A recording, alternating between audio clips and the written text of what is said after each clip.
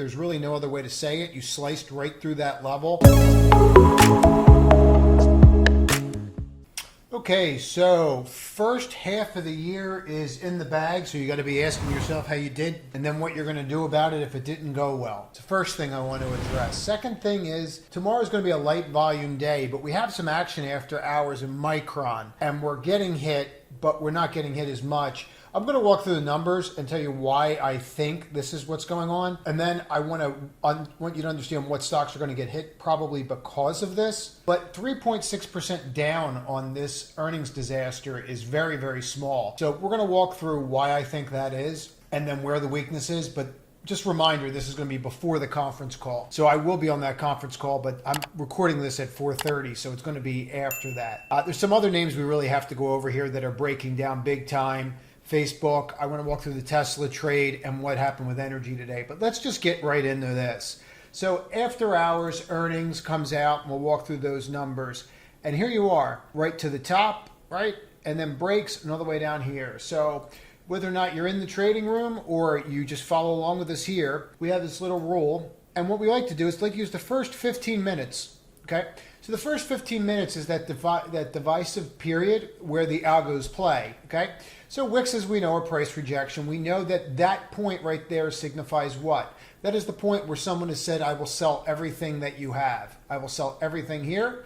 This is where someone said, I will buy everything that you have. So we have established this 5-point range. Until we get out of that, you're really trading in no man's land. So I don't see a reason to do anything. Now, unless they come out and say something amazing on this conference call, which I think that they might explain the situation a little bit better. I don't see how this is going to trade up, and I frankly don't see how they're going to explain all of this. I see how they can explain a portion of it, and let's get into that. So Micron, third quarter, 259 is what we came out with, right? Beats 244, sales 864 in line. So these numbers are not awful, right? When you look at them on the basis. So they come out, they're released, and they look fairly decent. You can see this here. We're seeing some growth. You're seeing a 37% increase, but this $1.80 we're going to get to in a moment. So Micron, fourth quarter. So now they're talking about where they're going to be at, okay, for the next quarter. So third quarter, that looked pretty good, right? I mean,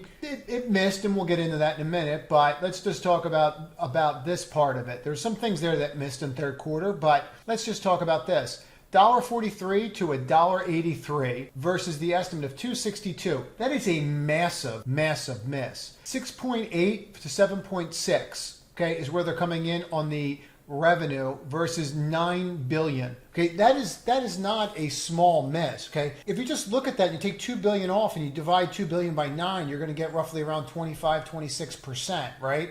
So that's like not a small miss whatsoever. You could say that maybe their expenses were up or DRAM prices were weak, but for that amount of money to come out of the market makes you wonder where it went. Well, let's talk about where it went. So these are from the slides. Okay, these slides are going to be presented tonight at 5:30. You can go on their website and get these. So I started going through them. There's about 30 slides, and this stuck right out to me. So, and the reason I'm spending time with this is you'll see why in a minute. So mobile MBU. So mobile sales. Okay, they're down. So that is very concerning. And that should be very concerning for a bunch of companies. This should be concerning for Qualcomm. This should be concerning for Apple.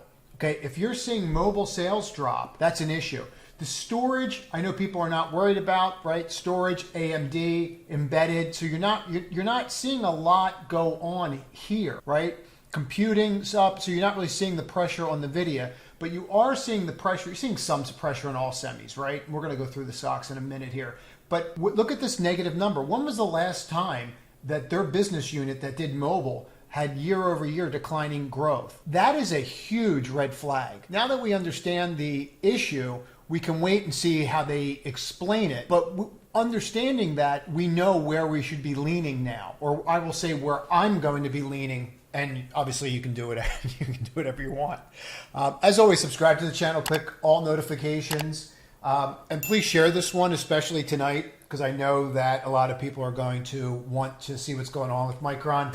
And I purposely don't run ads so I don't waste your time, and I appreciate the support. So anyway, you see where we're at right here. You see what's going on. Look, this is very, very simple. Okay, you open below this, you have my attention tomorrow. All right, this is a really simple H. Could be a failed H. Sell the news. How do you sell the news when you're year over year, right? I mean, like you have declining growth. So is it sell the news? Nah, I think it's still sell the news. I don't think that you're buying this H tomorrow. Now, I could be wrong and we could bounce. Reminder, you're going into a 3-day weekend tomorrow. And on top of that 3-day weekend, you have the bond market closing at 2 o'clock today. So this would make sense to me. Why this would come in, and the fact that this isn't moving at all on the news with mobile showing a decline like that, whether or not Micron is supplying a massive amount of chips, 0 chips, 100% chips. I know I'm going to get comments below, and please comment on this and let me know which stock you think is going to move the most tomorrow on this. But I'll tell you that I think Apple's got a real problem here. I know Michael Berry has this enormous short in it, but maybe he's done more channel checks than me. I actually know he's done more channel checks than me because I've done literally 0 on Apple.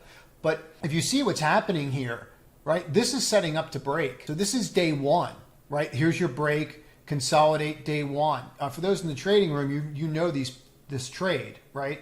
This is that 3-bar pattern we just went over on Saturday. So you can see how that, like they just it's glaring. Now, if you overlay this with some bells and whistles, okay, there's the 50. Okay, let's talk about the 21. And we've been talking about how the 21 is starting to replace the 50, right? So how that's becoming pressure. And we're seeing that pressure right here. So I think Apple could have a real bad day tomorrow. Now, you're going to have late volume tomorrow, so it might not have a bad day till next week, until people really digest this. And it might have a bad night in the next hour when they start going through this conference call. Not everybody immediately looks at these slides and digs into it like I just did with you. So, you don't give institutions too much credit. Understand that they are extremely disciplined, but not everybody's going to drill into that going into July 4th weekend. Half of them are in the Hamptons. So now that you've got this lined up, this looks very similar to something else, doesn't it? Right? So these are all trading in tandem. So Qualcomm should definitely be on your list tomorrow. If mobile's going to have a problem, Qualcomm's going to have a problem. This is a perfect, right? Look at this. See how this is lined up right here, and now you're breaking down. This is perfect. So if you come, let me show you this, right? So if you can get below this line tomorrow, it's just a perfect setup. It's a perfect bearish hook reversal, including the post data tonight. It's lined up perfectly, and these patterns usually complete, and that would take it back down to this 118. So that's really the big news. There's some other things that we're going to spend a little time going over that I think are pertinent and that you can actually profit from tomorrow. So Meta has come out. They issued a statement today. No one seemed to really pick it up, which is kind of interesting. You have a ton of institutional support in this because they keep looking at the E and PE, not realizing that it's going to go away. And I've been through 3 economic cycles like this, right? '08 was like this, 2002, 2001, that whole era was like this. But what's fascinating is the E goes away. So you think that you're buying a stock at 11, 12 times earnings? Well, when businesses start contracting and recession really kicks in, and it's becoming more clearer and clearer that that's the path, they're going to pull back on ad dollars. It's just that simple. Okay, so who's that going to hurt? It's going to hurt Meta. So they came out and said we're seeing much more challenging times than we've seen now. You don't have earnings for a period of time. But to me, this isn't one enormous bear flag that's just building here. And this was our support level, and support has flipped to resistance. You can even see that evening star right there. So I think this has major downsides still. One of the areas that I've been telling people to look at is to start looking at these pandemic lows, because most likely they're going to be tested on all the major stocks at this point. And I do think that is a possibility here with Meta, and just candidly, I am shorted. The others that we should probably just go through is NVIDIA. NVIDIA broke today. There's really no other way to say it. You sliced right through that level, and I think that you're heading to that 135. This is something that we've been talking about all week in these videos and in the trading room, that we're short from right here, 169, and I've been short for the past 3 days. When your goal in trading here is to time these things so you can get in at the right entry, not when it's moving, but you're trying to read the chart beforehand to get up and in your trade, whether that's a short or a long, right? So that you can ride the wave down. You don't want to be this guy or girl that's buying right here, okay, when I'm already up 10 points. Okay, remember, that statement, you're playing against the smartest, most disciplined people in the world. You are. Okay, so you have to come in and play like that, right? It's a lot of work. So to people that make it seem like you're going to be trading from a mountaintop or some kind of ocean liner, it's just not realistic. So anyway, see how you're breaking here? Just watch this. These are your levels, and I think they're pertinent. And I would just focus on this as well. Just FYI, I have a position in this already. I wouldn't be surprised to see the SOXS break out either tomorrow or next week and break out of this, right? We have that saying, let's get rid of that rectangle. Here is an enormous base, and we have that saying, I actually have two of them. If you knock on a door long enough, that door will open. That door is open, right? Here's the door. It's open right here. First mouse gets what? The trap. Second mouse gets what? The cheese, right? So you're setting yourself up there perfectly for it. Look at the SPY. I mean, is there anything redeeming about that?